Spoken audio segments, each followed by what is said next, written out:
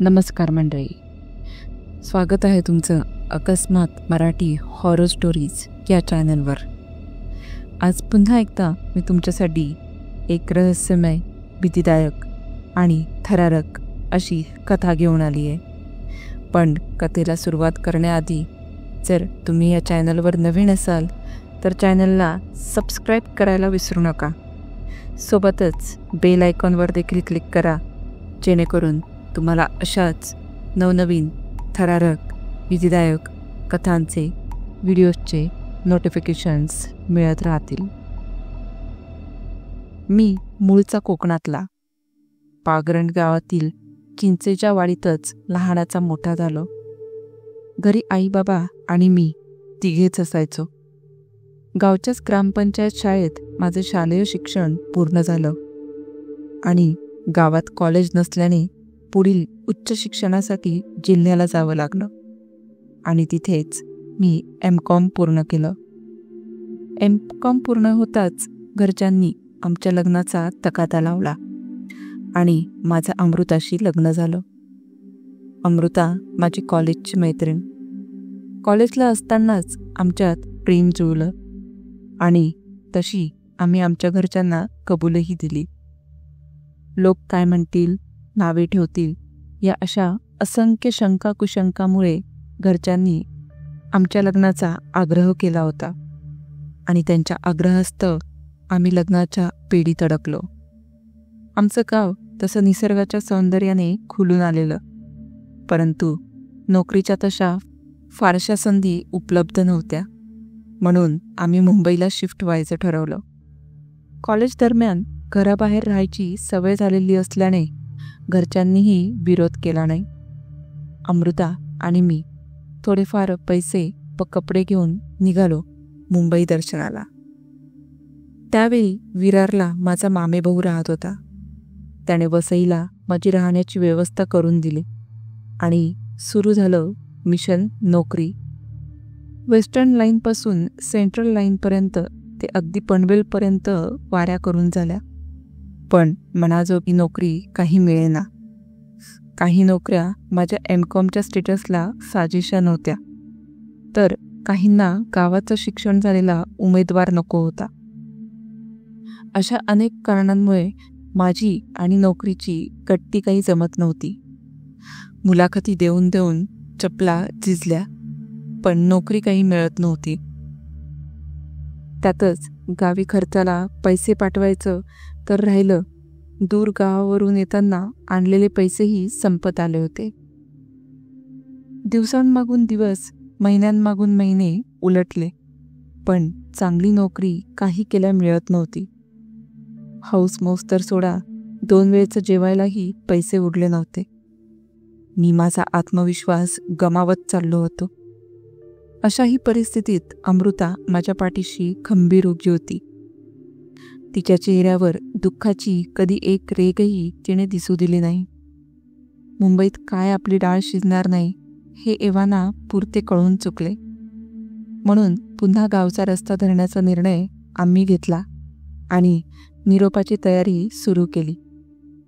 इतक्यात आमचे शेजारचे रहीम काकांनी मला एका नवीन व्यवसायाबद्दल सुचवलं. बुडत्याला काडीचा आधार म्हणावा तसा काकांनी सुचवलेल्या मार्गांनी आमच्या आशा पुनर्जीवित केल्या आणि क्षणाचाही विलंब न करता मी भाड्याने रिक्षा चालवू लागलो. सकाळी नशीब आजमावायचं आणि संध्याकाळी रिक्षा चालवायची, हा रोजचा दिनक्रम चालू होता. कधी मुलाखती नसल्या की दोन्ही पाळींना रिक्षा चालवत होतो. हळूहळू चांगला दम बसू लागला होता. कधी कधी तर दिवसाचे 600-700 रुपये सुटायला लागले. आतापर्यंत जवळपास सर्व मोठ्या कंपन्या पिंजून काढल्या होत्या, पण नोकरी काही मिळत नव्हती. मेहनतीला कसली आली लाज, म्हणून स्टेटस जपत बसण्यापेक्षा फुल टाईम रिक्षा चालवण्याचा मी निर्णय घेतला आणि नेहमीप्रमाणे अमृता याही वेळी माझ्या पाठीशी उभी राहिली. मुंबईत येऊन एव्हाना वर्ष होऊन गेले. आता नोकरीचा नाद सोडून फुल टाईम रिक्षा चालवू लागलो होतो. त्यामुळे चांगली कमाईसुद्धा होऊ लागली होती. आता असे किती दिवस दुसऱ्याची रिक्षा भाड्याने चालवायची म्हणून स्वतःची रिक्षा घ्यायची असं आम्ही ठरवलं. म्हणून दिवस रात्र रिक्षा चालवू लागलो. असाच एक दिवस एका प्रवाशाला सोडून घरी जायला निघालो होतो. दिवस तर सर्वसाधारण होता, पण ती रात्र मात्र अजब होती. रात्रीचे 1:15 वाजत आले होते. मुसळधार पाऊस पडत होता. मी घरी आल्याशिवाय अमृता कधीच एकटी जेवायला बसत नसे. अमृता घरी माझी वाट पाहत असणार, म्हणून मी सुद्धा जमेल तसे रिक्षा थोड्या जास्त वेगाने पळवण्याचा प्रयत्न करत होतो. जवळपास वसई गावात पोहोचलो होतो. दुतर्फा जंगल असल्याने रात्रीचे सहसा या रस्त्यावरून कोणी कधी प्रवास करण्याचे धाडस करत नसे. त्यातच रात्रीचे 1:30 वाजले होते आणि त्यात मुसळधार पाऊस, त्यामुळे रस्ता तसा क्लिअर होता. म्हणून वेगाने रिक्षा पळवत होतो. अजून घरी पोहोचण्यास अर्धा तास लागणार होता. तेवढ्यात अचानक एक माणूस रिक्षासमोर आला आणि रिक्षा थांबवायला लागला. मी रिक्षा थांबवली. पावसामुळे तो पूर्ण भिजला होता. मला काहीही समजायच्या आत तो माणूस सरळ रिक्षात येऊन बसला. त्याने फक्त गावदेवी चला असं सांगितलं. इतक्या रात्री त्यांना या जंगलात दुसरी रिक्षा कुठे मिळणार, म्हणून मीही त्यांना विरोध न करता रिक्षा चालू केली. अमृता घरी वाट पाहत असेल म्हणून त्यांना बोललो की साहेब घरी बायको वाट बघत असेल तर तिला कळवतो आणि मग निघू असं सांगून अमृताला फोन करून निरोप दिला आणि निघालो. रस्त्यात दूरवर कोणी नव्हतं. मग हा माणूस अचानक कुठून समोर आला, हा प्रश्न सतत डोक्यात रेंगाळत होता. अशातच कधी 2:30 वाजत आले समजलेच नाही. इव्हाना आम्ही गावदेवीला पोहोचायला हवं होतो. वास्तविक पाहता वसई गाव ते गावदेवीला पोहोचायला 30 मिनिटेच लागतात. पण त्या रात्री चकवा लागल्याप्रमाणे आम्ही तिथेच गोल गोल फिरत होतो. 4 वाजत आले तरी गावदेवीचा रस्ता काही दिसत नव्हता. काय चाललंय काहीच समजत नव्हतं. आणि इतका वेळ होऊनही आपण पोहोचत नाही तरी ते प्रवासी काहीच बोलत नव्हते. ना मी काही बोललो तर त्याला उत्तर देत होते. म्हणून आरशातून पाहिलं तर अजूनही तोंडाला बांधलेला रुमाल त्यांनी सोडला नव्हता. तसेच त्या ओल्या रुमालाने एकटक माझ्याकडे बघत होते. डोळ्याची पापणीही लवत नव्हती. मलाही आता थोडी भीती वाटू लागली होती. आतापर्यंत अनेक प्रश्नांनी माझ्या डोक्यात काहूर माजलं होतं. सोसाट्याचा वारा सुटूनही मला घामाच्या धारा निघत होत्या. छातीत धडधड सुरू झाली होती. पावसाच्या आवाजातही हृदयाचे ठोके मला स्पष्ट ऐकू येत होते. ज्या वेगाने मी रिक्षा पळवत होतो त्याच वेगाने हृदयाचे ठोके पडत होते. पहाटेची पहिली किरण पडताच मला गावदेवी गावाचा बोर्ड दिसला आणि जीवात जीव आला. मी मागे वळून त्यांना विचारले की साहेब गावदेवी आलो, कुठे सोडू तुम्हाला? मागे वळू नकोस, आलं की मी सांगेन असा तो इसम मोठ्याने ओरडला. मी लगेच पुढे पाहून रिक्षा चालवू लागलो. काही अंतरावर गेल्यावर त्यांनी रिक्षा थांबवायला सांगितली. मी रिक्षा थांबवताच मागे पाहू नकोस, तुझे पैसे सीटवर ठेवले आहेत आणि उद्याही सेम ठिकाणी सेम टाईमला मला घ्यायला ये असं सांगत तो रिक्षातून उतरून गेला. मी सीटवर बघितले तर त्याने 1000 रुपये ठेवले होते आणि त्याचं भाडं 700 रुपये झालं होतं. ती नोट बघून मला धक्काच बसला. केसांपासून पायाच्या नखांपर्यंत भिजलेल्या माणसाकडची नोट जराही ओली नव्हती. उरलेले 300 रुपये देण्यासाठी मी क्षणाचाही विलंब न करता रिक्षातून उतरलो तर तो इसम तिथे कुठेच नव्हता. माझा थरकाप उडाला. पायात मुंग्या आल्याने जसा पाय सुन्न पडतो तसं डोकं सुन्न पडलं होतं. पुढे अजून काही घडण्याआधी मी लगेच रिक्षा चालू करून घरी निघून आलो. घरी पोहोचण्यास 6 वाजले होते. अमृता माझी वाट बघत उपाशीच झोपली होती. रात्रभर घडलेल्या प्रकाराने मला खूप थकायला झालं होतं, म्हणून तिला न उठवता मी पण झोपी गेलो. रात्रभर घडलेल्या घटनांनी डोक्यात अनेक प्रश्नांनी थैमान माजवलं होतं, पण त्या प्रश्नांची उत्तरं काही सापडत नव्हती.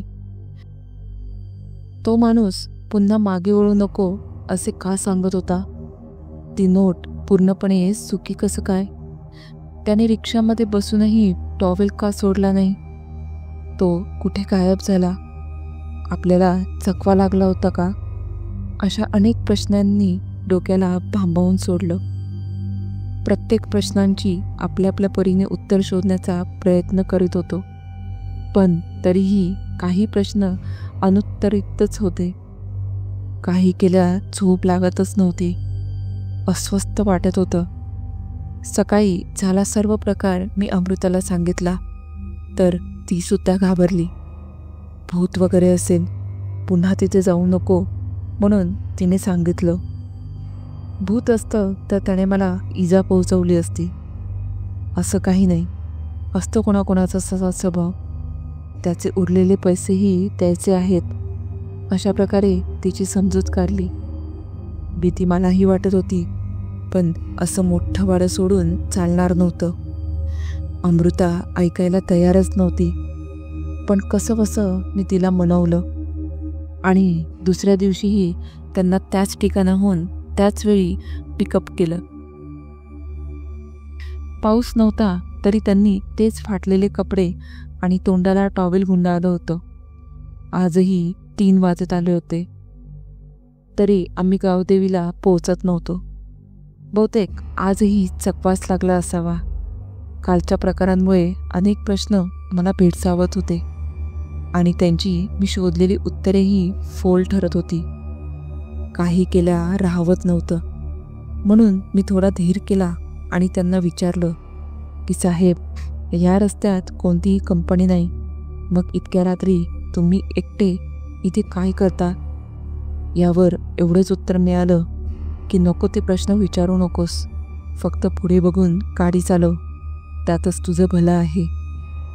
एवढंच बोलून तो इसम शांत झाला. आता आम्ही दोघेही गप्प बसलो होतो.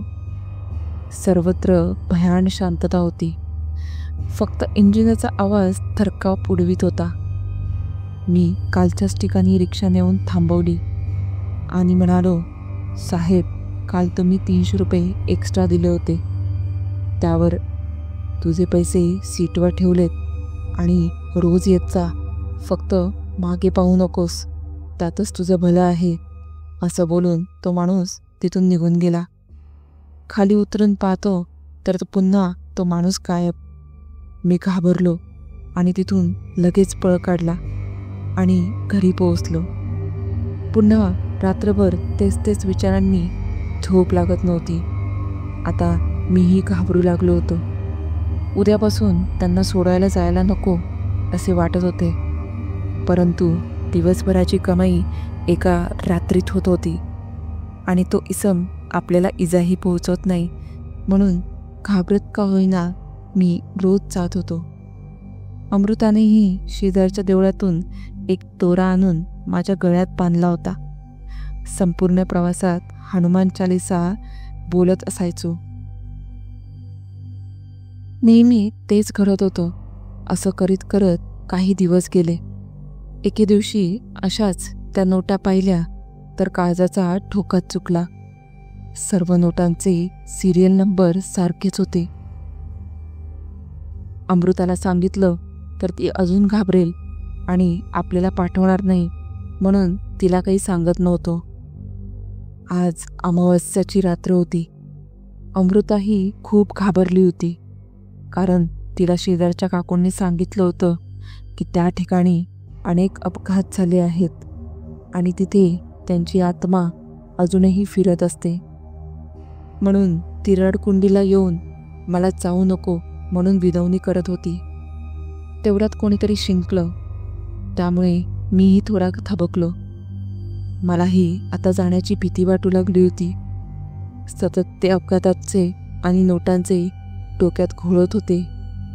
पण ते आपली वाट पाहत असतील म्हणून मी त्यांना घेण्यासाठी निघालो. मनात सतत धाकधूक लागली होती. त्यांना काही ना काहीतरी कारण सांगून उद्यापासून हा सर्व जीवाचा खेळ थांबवायच्या शब्दावर अमृताने मला जाण्यास परवानगी दिली होती. मी सतत हनुमान चालीसा मनातल्या मनात म्हणत होतो.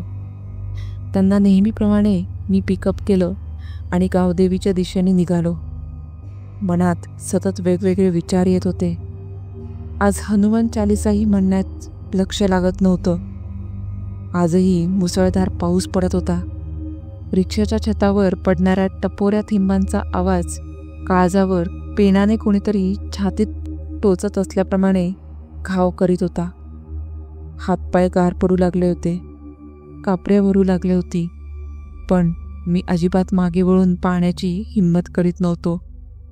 प्रत्येक मिनिटं हा एक तासाप्रमाणे वाटत होता. घशाला कोरड पडली होती. तरी हिंमत करून साहेब गावी चाललोय, त्यामुळे उद्यापासून मला यायला जमणार नाही असे त्यांना सांगितले. आणि तेवढ्यात बाहेरून जोरात एक दगड माझ्या दिशेने येताना दिसला. मी घाबरलो आणि खाली वाकलो. आणि या गडबडी काहीही लक्षात न येता मी त्यांना दगड लागला तर नाही ना हे पाहण्यासाठी मागे वळून पाहिलं. आणि माझ्या डोळ्यासमोर अंधारी आली. माझे डोळे उघडले तेव्हा मी हॉस्पिटलमध्ये होतो. मी उठून दरवाजाजवळ चालत आलो होतो आणि पाहतो तर माझे आई वडील दोघेही जोरजोरात रडत होते. सर्व नातेवाईक त्यांना शांत करत होते. अमृता तर एका कोपऱ्यात दगडाप्रमाणे बसली होती.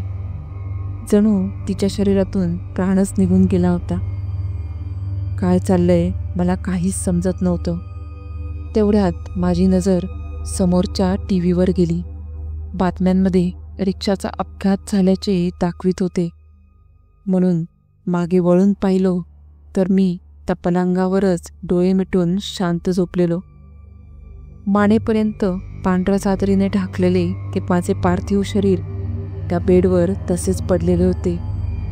तेव्हा मला आठवलं की मागे वळून पाहिलं तेव्हा मागून काहीतरी जोरात डोक्यावर आघात झाला होता आणि त्यामुळेच मी चक्कर येऊन पडलो होतो.